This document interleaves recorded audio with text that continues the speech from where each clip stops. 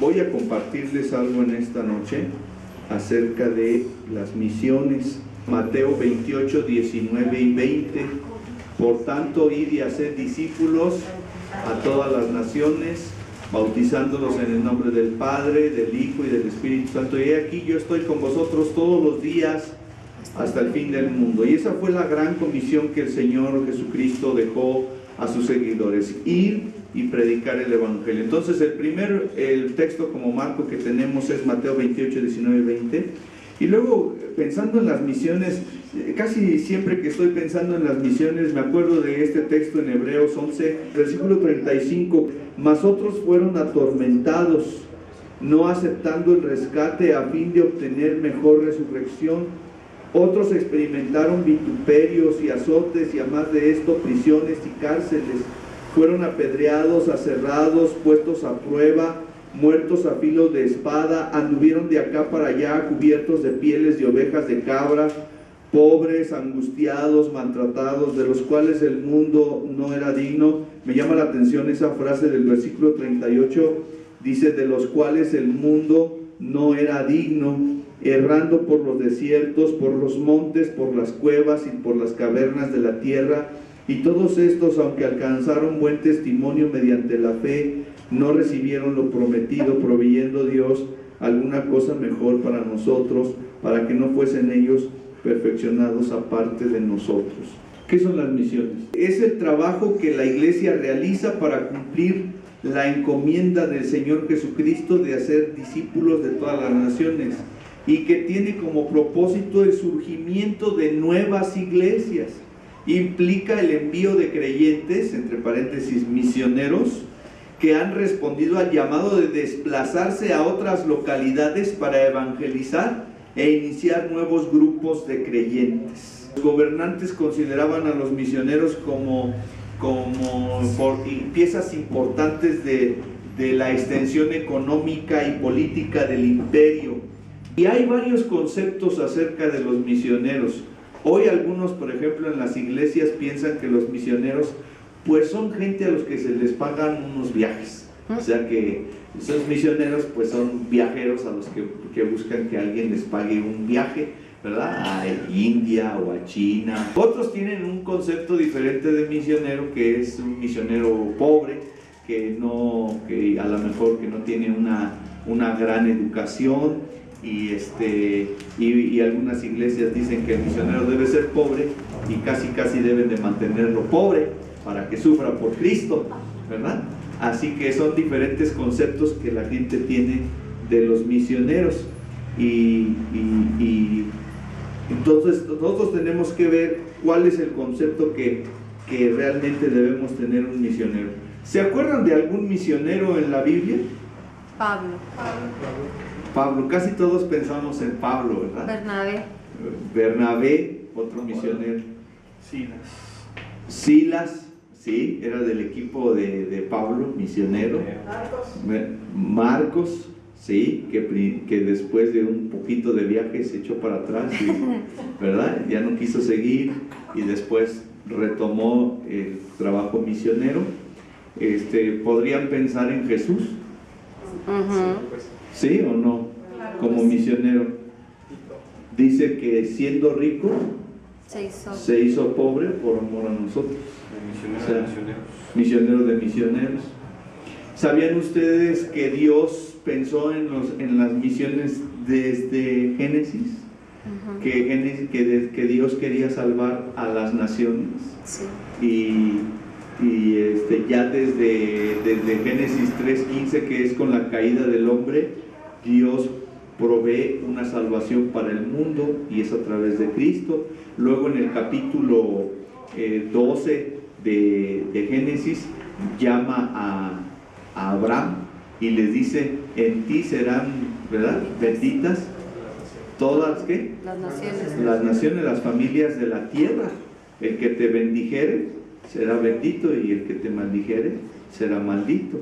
¿Se acuerdan de alguien que haya estado en el pueblo israelita, que convivió con el pueblo israelita sin ser israelita y gozó, digamos, de la comunión con Dios?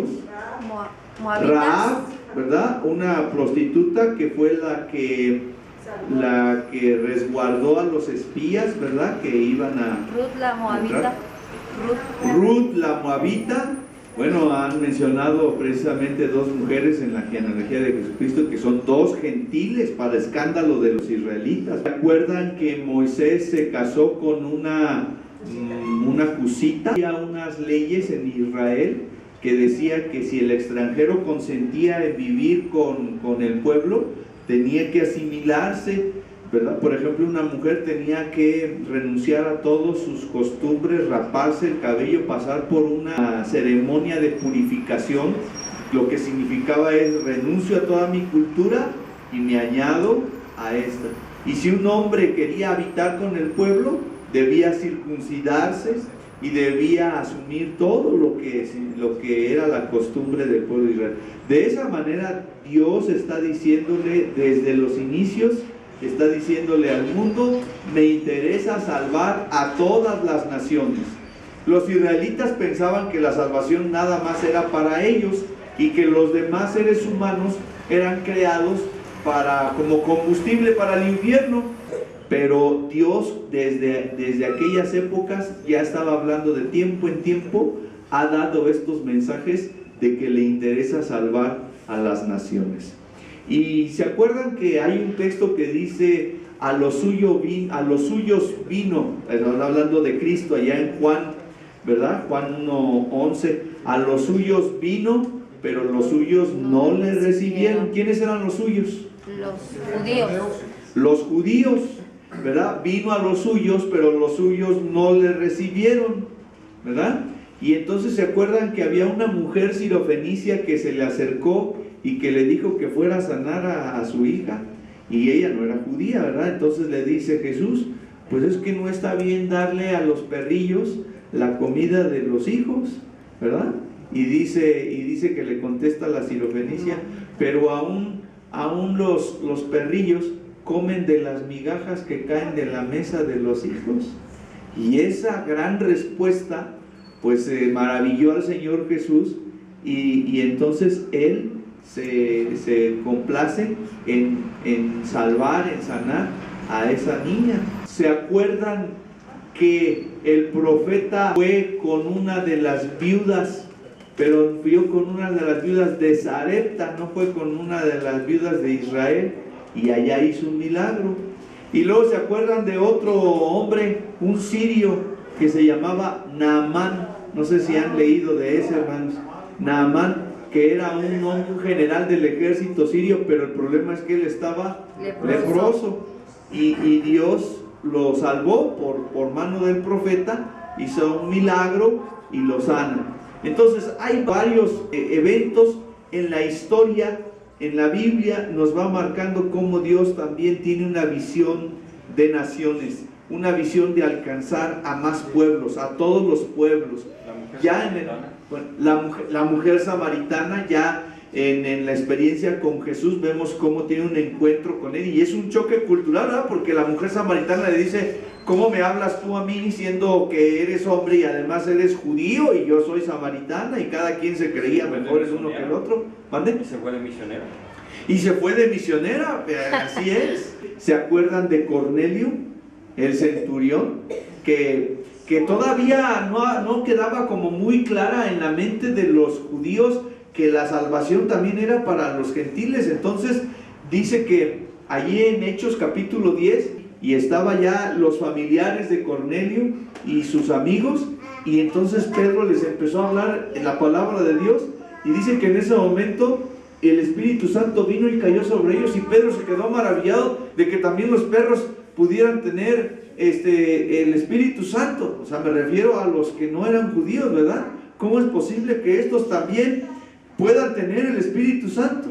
Y dice que de esa manera fue comprobado para Pedro que la salvación también era para los gentiles. Más adelante viene entonces la conversión de Saulo. ¿Se acuerdan de Saulo? Que después es Pablo. Saulo ya él tiene un encuentro con el Señor Jesucristo, y dice que el Señor lo llamó para ser apóstol a los gentiles. Y dice: yo le voy a mostrar cuán necesario es padecer por mi nombre. ¿Y qué le pasó a Pablo, hermanos? ¿Mande? No,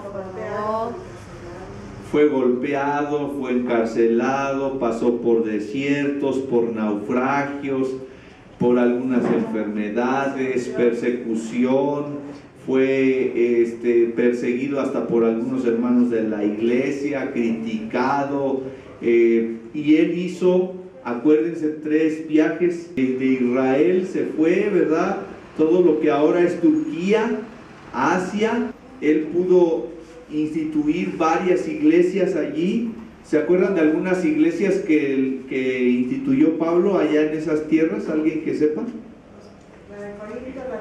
La de Corinto, la de Éfeso, Colosas, Tesalónica.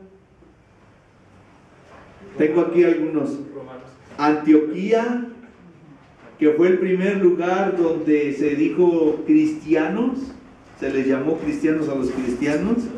En Salamina, en Pafos, Antioquía de Pisidia, en Iconio, Listra, Derbe, Berea, Atenas, Mileto, Corinto, Galacia, Éfeso, Filipos, Colosas, Tesalónica, Creta, y luego están las 7 iglesias que se mencionan en el Apocalipsis. Toda esa área, hermanos. O sea que Pablo podría decir: yo he llenado el mundo con el Evangelio. Era el mundo conocido. Y después, como dice bien o mal, Roma. Llegó hasta Roma, que era, digamos, era la capital del imperio, ¿verdad? Era el lugar importante de poder. Y ahí el apóstol pudo plantar todas esas iglesias. Ahora, una pregunta, hermanos. ¿Por qué Pablo habrá podido plantar tantas iglesias y nosotros apenas aquí con una no podemos? ¿Qué fue lo que hizo él que nosotros no estamos haciendo? dejó todo y se fue. Dejó todo y se fue a eso. Pues me preguntaron lo mismo: ¿por qué él sí y nosotros no? Y yo pude pensar en lo que yo reflexioné. Dije: pues el apóstol pudo plantar iglesias en tantos lugares porque él trabajaba sin descanso y vivía para ello. No edificaba templos, organizaba de forma sencilla las iglesias, enseñando fielmente los fundamentos de la fe, y lo confirmaba con algunas visitas y con cartas. Y eso que antes no había correo electrónico, no había WhatsApp, no había Facebook, Estaba no difícil había porque celulares. Aparte escribía.